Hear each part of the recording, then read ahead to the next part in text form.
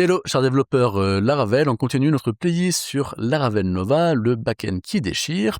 Et jusqu'à présent, je vous ai montré quand même que très rapidement, on peut créer un crawl complet. On a créé deux ressources, user et customers, on a créé des filtres, on a créé des stats, on a créé des actions, on a vu aussi la recherche, et tout ça, ça a pris franchement 5 minutes dans le chrono de faire toutes ces choses-là. Eh bien, je vais vous montrer encore un autre point qui se fait aussi en 5 minutes et qui est essentiel quand on gère un CRUD. Alors, si on réfléchit un petit peu, on peut creuder, on peut filtrer, on peut rechercher, on a des stats, on peut faire des actions sur nos données. Qu'est-ce qui nous manquerait? Eh bien, tout simplement, c'est la gestion des accès. On a besoin sur un back-office de dire que, tiens, l'admin, il peut tout faire, que lui, il peut seulement créer, seulement voir, ou filtrer des données, etc. C'est le dernier point. Eh bien, ça, comment est-ce qu'on le gère sur Laravel? On le gère avec les policies. Eh bien, vous savez quoi? Avec Laravel Nova, on gère ça aussi avec les policies. En gros, une policy sur Laravel, en fait, Laravel Nova va les prendre en compte automatiquement. Vous voyez ici, j'ai fait une policy pour les customers.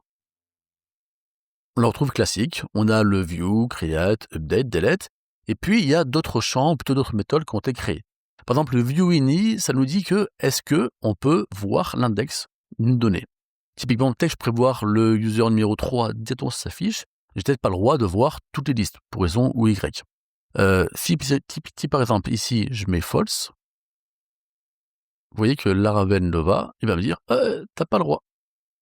Donc, ce qui est intéressant, c'est que toutes vos policies sont automatiquement répercutées sur votre Laravel Nova. C'est super intéressant. Ce qui peut des fois poser problème, c'est que si vous avez une grosse app métier et en plus un Nova dessus, peut-être que vous aurez des conflits de la policy pour la partie métier et la policy pour la partie Nova pourraient un petit peu se taper dessus. Alors pour cela, il y a deux solutions.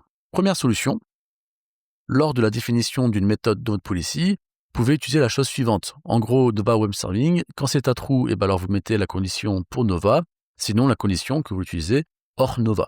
Donc c'est intéressant, mais des fois, ça marche très bien sur une simple policy. Si c'est quelque chose qui est répétitif et que vous faites souvent, tout simplement, sur poste de faire Laravel Nova, c'est de créer des policies spécialement pour Nova. Elles font juste ici, cette fois-ci, on ne va pas recevoir le modèle, mais plutôt la ressource Nova qui est dessus.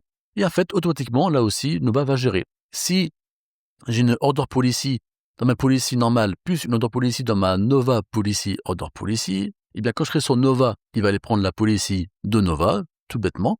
Sinon, il va aller prendre la policy classique. Là, encore une fois, vous retrouvez le classique qu'on peut faire en général. C'est très important, toutes les valeurs ont une valeur par défaut, donc il faut être sûr de bien, si vous avez une policy, il faut bien les déclarer. Maintenant, très bien, mettons que je dis que je peux aller voir tous les clients, je suis OK, mais j'aimerais dire que je peux voir que les clients qui ont pour statut justement client. Là, je peux rien faire parce que dans view_ini, je reçois juste cette donnée-là. Si je fais view, par exemple, customer, effectivement, je préfère une condition de s'il n'est pas client, je mets false. Là, je mets false par défaut. Qu'est-ce qui se passe? Vous remarquerez que je peux voir qu'il existe, mais je n'ai plus accès au bouton pour le voir. OK, mais moi, j'aimerais filtrer réellement ces données-là. Alors, la solution, c'est que sur notre ressource customer, on peut utiliser une méthode qui s'appelle indexQuery. Et il y a aussi la même méthode pour detailQuery. Ici, je vais juste simplement retourner le query. Si je fais ça, tout va bien, je retourne absolument toutes les données. Mais je peux, par exemple, faire un petit filtre et dire, je vais retourner toutes les queries où statut est égal à ceux qui sont clients. Si je fais F5, vous remarquerez que d'un coup, j'ai filtré toutes mes données par client. Tout ça pour dire, effectivement, c'est une vidéo très rapide, et bien comme je vous disais, sur un back-office, on a forcément besoin de gérer les accès, de gérer un peu de sécurité. Pour ça, sur Laravel, on utilise soit les get, soit les policies, mais comme vous le savez, quand on parle d'accès au niveau d'un modèle, au niveau d'un CRUD, on parle plutôt de policy.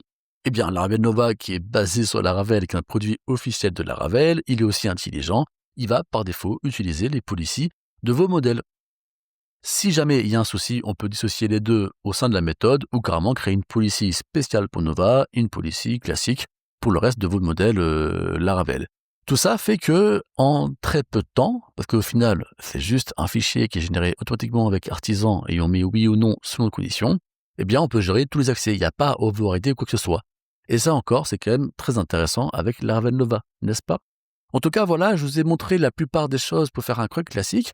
Dans la suite de vidéos, je vais plutôt vous montrer un petit peu la partie custom de Laravel Nova et aussi les packages qui sont disponibles et j'aurai fini cette playlist découverte sur Laravel Nova. J'espère juste avoir réussi, en tout cas, à vous montrer que, en très peu de temps, on crée un CRUD complet, sécurisé, avec des filtres de la recherche. Et ça, c'est quand même vraiment génial. D'où le fait que j'utilise ça pour tous mes clients.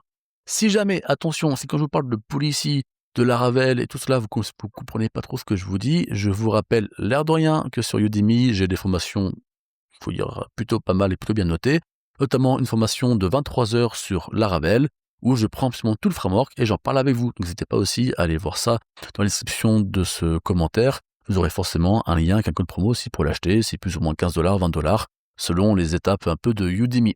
Je reviens sur le sujet, n'hésitez pas à vous abonner, je fais la vidéo très prochainement sur la suite et merci beaucoup.